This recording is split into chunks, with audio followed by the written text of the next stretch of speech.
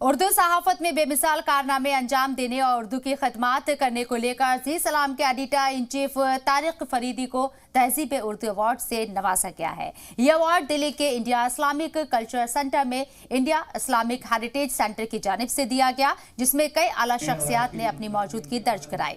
तारिक फरीदी सहाफत की दुनिया में करीब 2 दहाइयों से मुसलसल अपना लोहा मनवाते रही हैं और उर्दू दुनिया के नंबर 1 चैनल जी सलाम में अपनी खदमात अंजाम दे रही हैं। मैं उनसे गुजारिश करूंगा, इस वक्त जो कभी ईटीवी उर्दू की हुआ करती थी और इन दोनों में किसकी ज्यादा किसकी कम, लेकिन अभी जी सलाम की सबसे ज्यादा है और उसके पीछे इनकी खिदमत का करना।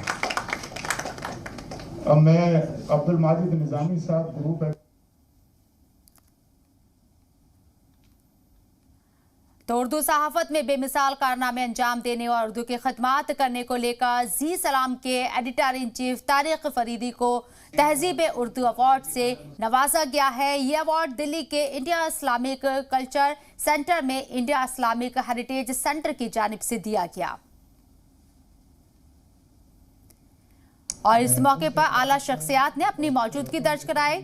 तारिक फरीदी सहाफत की दुनिया में करीब 2 दहाइयों से मुसलसल अपना लोहा मनवाते रही हैं और उर्दू दुनिया के नंबर 1 चैनल जी सलाम में अपनी खिदमत अंजाम दे रही हैं।